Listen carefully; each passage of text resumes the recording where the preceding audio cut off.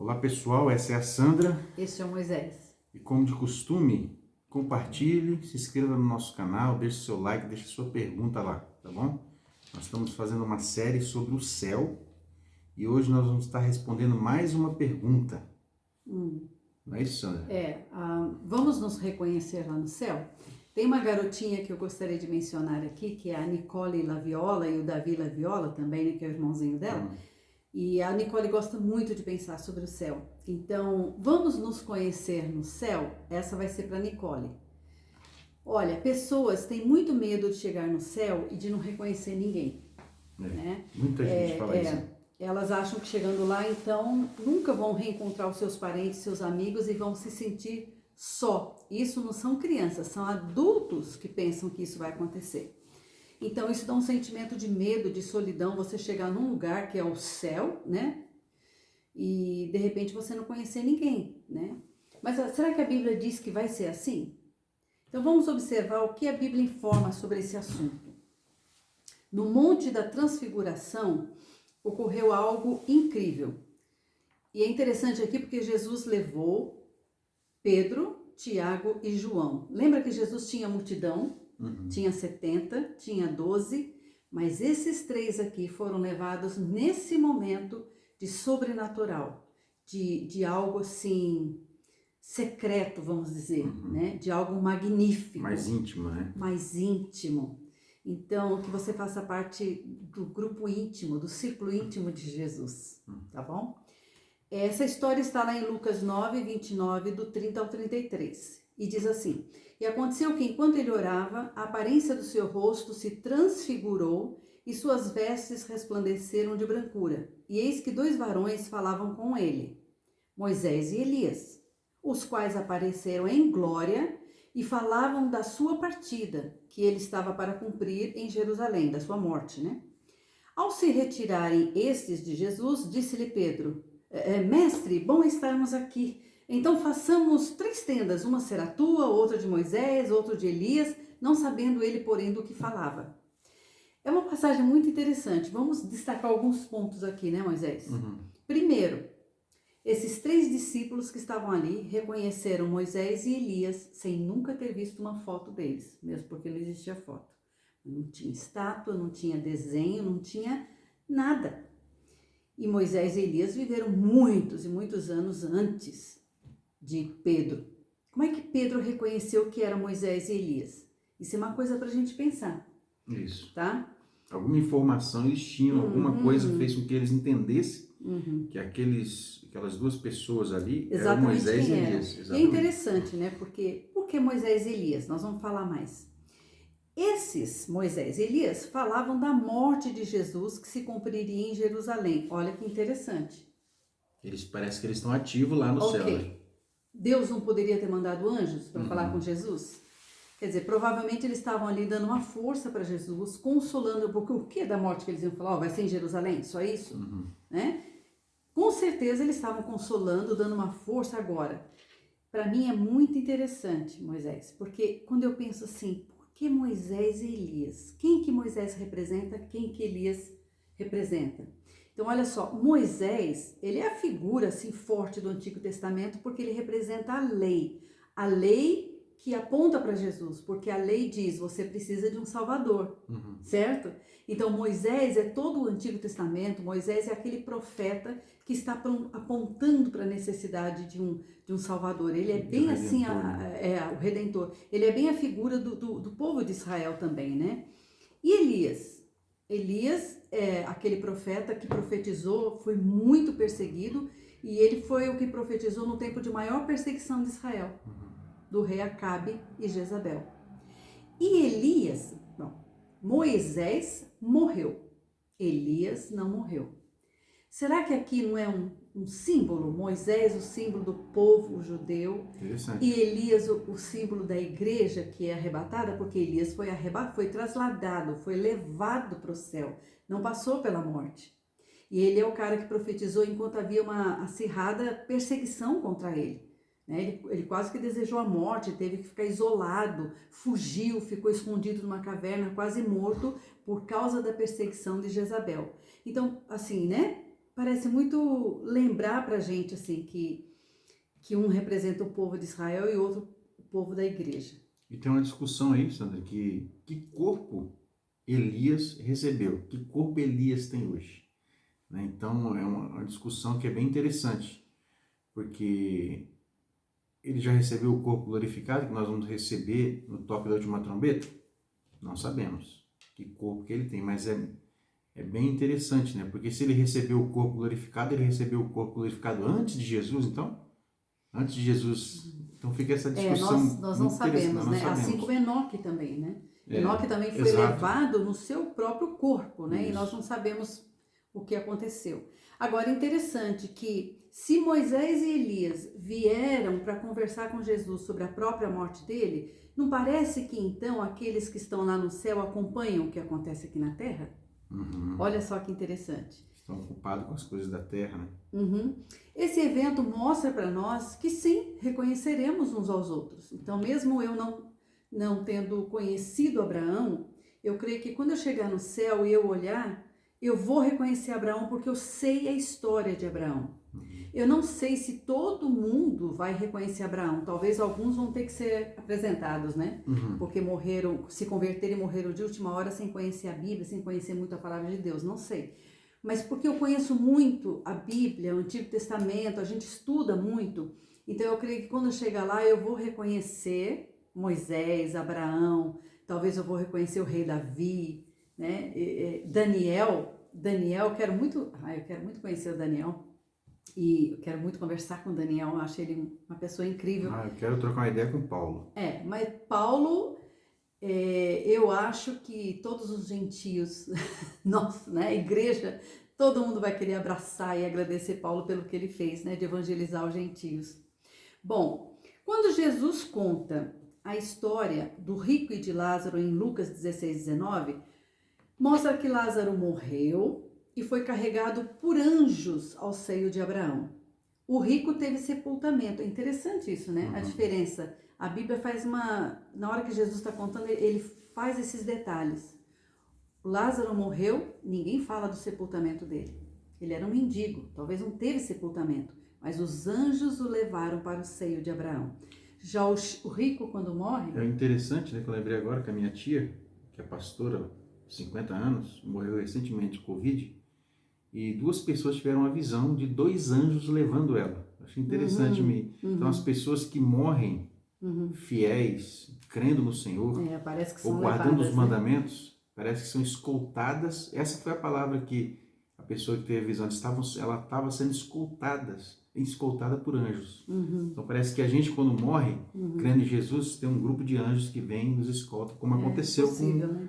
com Lázaro aqui, né? Então, Lázaro foi carregado por anjos ao seio de Abraão. Já o rico, que teve um sepultamento, né, com toda a pompa que deve ter um sepultamento... Foi jogado. Ele foi levado Foi jogado, não sei. Não, ele foi levado ao Sheol, e lá no Sheol ele viu Lázaro e viu Abraão. Então, vamos ver alguns pontos dessa história. Isso é muito interessante. A primeira coisa que nós temos que identificar aqui é que Sheol, essa palavra Sheol, que muitas vezes é traduzido como sepultura, como inferno, né?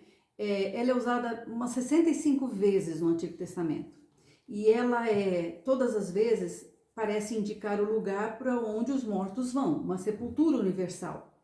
Claro que muitas vezes na hora de traduzir, os tradutores, não criticando, porque não é fácil traduzir a Bíblia, mas muitos tradutores colocaram sepultura, né, para essa palavra Sheol. Então traduziram algumas vezes mundo dos mortos, algumas vezes traduziram cova, outras vezes traduziram sepultura, mas a gente vai ver aqui um versículo em que o buraco, a cova, tem um outro nome em hebraico. E Sheol é uma palavra em hebraico. E no grego, quando eles foram traduzir isso aqui, eles traduziram para Hades. Então, Hades e Sheol é o mesmo lugar. Ok. Jacó, no Antigo Testamento, ele esperava por um Salvador, certo?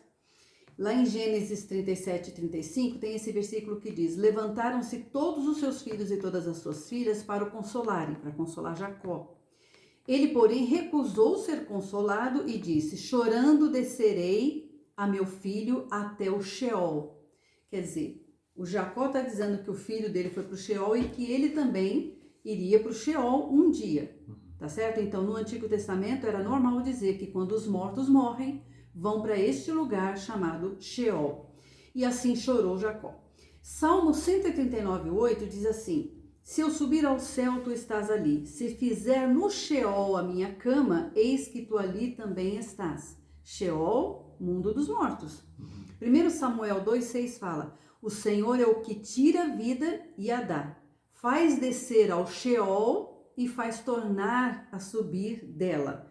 Então, algumas Bíblias traduziram Sheol como sepultura aqui. Faz descer a sepultura e faz tornar a subir dela. Mas mesmo sepultura está dando a ideia o quê? Do lugar dos mortos, né? O mundo dos mortos. Deuteronômio 32:22 é outra referência. Salmo 16:10 eu vou ler. Diz assim: pois não deixarás a minha alma no Sheol. Algumas Bíblias traduziram como inferno. Está falando de quem aqui? Claramente de Jesus, né? Olha, pois não deixarás a minha alma no Sheol e nem permitirás que o teu santo veja corrupção, ou seja, que o corpo de Jesus se corrompesse, se apodrecesse, se decompusesse ali, né? Então está falando de Jesus, cujo corpo não sofreu decomposição, mas ressuscitou incorruptível. Salmo 30, verso 3 diz: Senhor, fizeste subir a minha alma do Sheol e conservaste minha vida dentre os que descem a cova. Vocês estão percebendo aqui que foi usado dois termos? O mundo dos mortos, Sheol, e o buraco, necessariamente, que é a cova, nesse caso foi, em vez de sepultura foi traduzido cova, a palavra é Yarad. Eu não sei a pronúncia, mas Yarad, que quer dizer cova, quer dizer buraco. Então ele fala os dois termos: subir a minha alma do Sheol e conservasse minha vida dentre os que descem a cova. Foi Davi que falou isso aqui, pode ser de uma forma poética, mas a gente sabe que Davi, ele não desceu ao Sheol e se conservou a vida, né? Então, possivelmente aqui se refere a Jesus. Abraão foi para o Sheol quando morreu. Porém, vemos nesse lugar, que então o Antigo Testamento diz claramente que é o lugar dos mortos, nós vemos nesse lugar chamado Sheol uma divisão, ok? No alto do Sheol, a gente vê que é onde está Abraão. Ali é um lugar de consolo, um lugar de paz, tem água, né? E o outro mais abaixo, tá? É onde foi o rico, que ainda é no Sheol, mas é numa parte mais abaixo do Sheol. E ali é um lugar de solidão, de medo, de tormento e sequidão, não tem água. Diz que tem uma separação que é o abismo, né? Isso, entre essas duas repartições existe um abismo que não dá para passar de um lado para o outro. Bom, então o que nós vemos aqui? Primeiro, o rico reconhece tanto Abraão como Lázaro. Isso tá é certo? interessante. Isso é uma informação importante. importante. Mais uma informação de que nós vamos nos conhecer lá. Aí você pode dizer, mas o rico podia conhecer o mendigo Lázaro? Talvez o mendigo ficasse na rua do rico? Tudo bem, mas e Abraão? E ele reconheceu que Abraão era uma autoridade, que ele pede para Abraão, fala para ele lá avisar meus familiares. Com certeza ele era um israelita, né? Sabia, e conhecia, né? a história, né? Outra coisa importante, o rico tem consciência, lembrança e emoções. Ele está ciente da sua família na terra, dos seus 5 irmãos, do seu pai, tá certo? Ele se preocupa com eles, ele quer evitar que eles venham também para este lugar. Então a gente vê, Moisés, uma continuidade lá naquele lugar depois da morte. Então, não pensa que morreu aqui, acabou tudo. Lá no pós-morte, existe uma continuidade da nossa história aqui. Esse homem leva aqui na mente dele a família, a preocupação com a família dele. Outra coisa importante, nós já falamos, o lugar onde eles estão é separado por um abismo, mas eles podiam se ver e comunicar-se, mas não podiam mudar de lugar. Isso aqui para mim é um sinal muito forte de que o Hades não é um céu, porque muita gente entende que esse Hades aqui, onde estava Abraão, é o céu, que Abraão estava no céu e que o rico olhou para o céu e viu Abraão. Então eu não entendo assim, você também não, né? Esse lugar dos mortos é dividido em dois, estava Abraão ali, na parte de cima e na parte de baixo aqueles que estavam em tormento, né? E porque quem está no mundo dos mortos e no céu não tem como ver, não tem comunicação, mas ali no Sheol tinha. Eles se viram e comunicaram.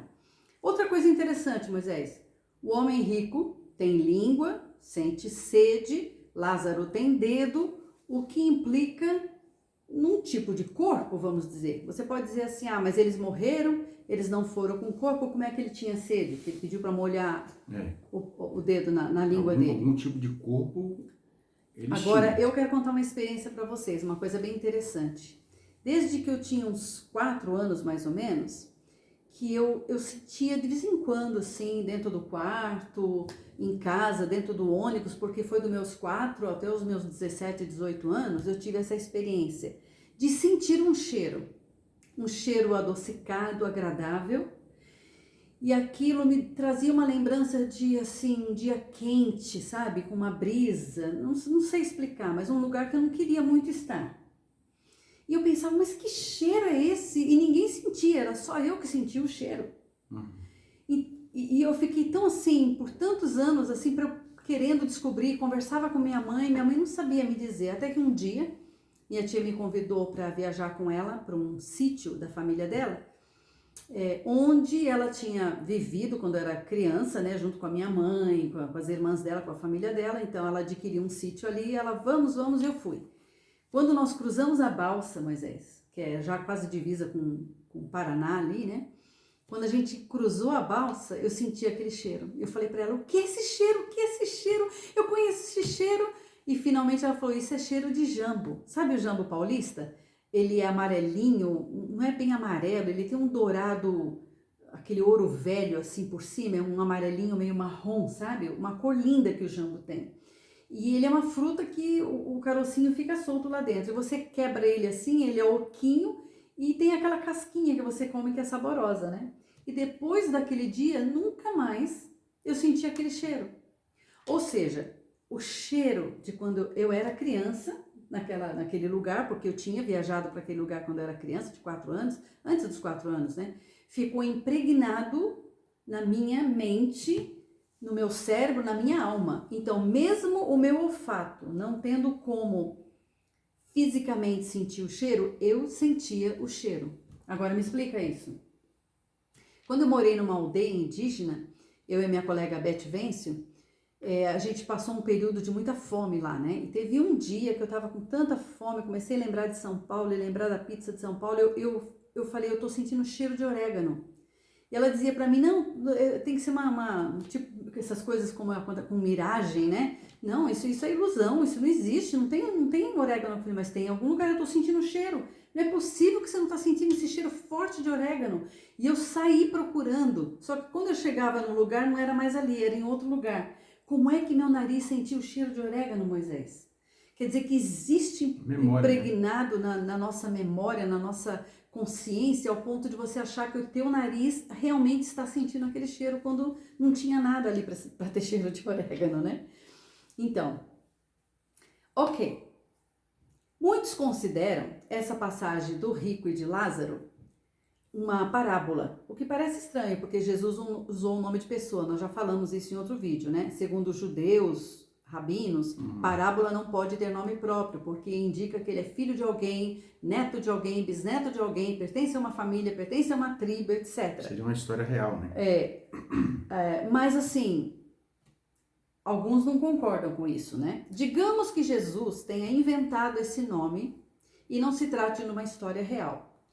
Por que ele daria tantos detalhes físicos, Moisés? Que ele coloque o dedo na água e molhe na minha língua, né? Por que tantos detalhezinhos físicos? Se nós aceitarmos que é uma parábola, quais desses detalhes ali descritos que nós devemos levar a sério? Porque se é uma parábola, a gente pega a ideia principal como uma lição, certo? Mas se ele tem tantos detalhes e a gente entende que é uma parábola, o que nós podemos levar a sério desses detalhes? Né? Uma boa pergunta. Bom, voltando ao Sheol, onde estava o rico e o Lázaro, né? Está localizado em uma outra dimensão, certo? Que na Bíblia é chamado muitas vezes de lugares baixos, lugares mais baixos. Lugar onde estavam os mortos que aguardavam a salvação em Jesus ao lado de Abraão. Já na parte de baixo estavam aqueles que estavam em tormento, que não esperavam por um Salvador. Isso é muito interessante, olha, Efésios 4, 8, 9 diz, pelo que diz, subindo ao alto, levou cativo o cativeiro e deu dons aos homens. Ora, o que é isso que ele subiu, senão que ele também antes tenha descido às partes mais baixas da terra? Nem todo mundo interpreta esse versículo como a gente vai explicar aqui, né, Moisés? Mas presta atenção. Salmos 68, 18 e 20 diz, porque quando Paulo citou isso em Efésios 4, 8, ele está citando Salmos, que diz, tu subistes ao alto, levaste cativo o cativeiro, recebeste dons para os homens e até para os rebeldes, para que o Senhor habitasse entre eles. O nosso Deus é o Deus da salvação. Jeová, o Senhor, pertencem às saídas para escapar da morte. Então, Paulo usa esse versículo de Salmo, que eu acho muito interessante, que está falando aqui para escapar da morte. Tá bom, se esse entendimento for correto, que Jesus desceu ao mundo dos mortos, ao Sheol, então, quando diz levou cativo o cativeiro, porque veja bem, o mundo dos mortos, as pessoas estão presas lá no mundo dos mortos. Mesmo havendo uma divisão, Moisés, que é o seio de Abraão e o lugar de tormento, eles estão ali confinados no mundo dos mortos, esperando um Salvador. Aí aparece o Salvador. Então faz sentido que o Salvador vá até o Sheol e leva cativo o cativeiro, os que estavam no seio de Abraão, ele leva para o céu. Faz mais sentido ainda quando a gente lê o que foi dito ao ladrão da cruz que se converteu. Lembra que tinha é bem interessante, né? Esses dois ladrões, porque eles representam mesmo a humanidade, né? Aqueles que não se arrependem dos seus pecados e aqueles que se arrependem dos seus pecados. Então não importa se é no último minuto. Foi no último minuto, mas aquele pecador se arrependeu. E Jesus falou para ele, hoje mesmo estarás comigo no paraíso, tá certo? Hoje mesmo. Agora, Jesus morreu antes daqueles dois criminosos, tá certo?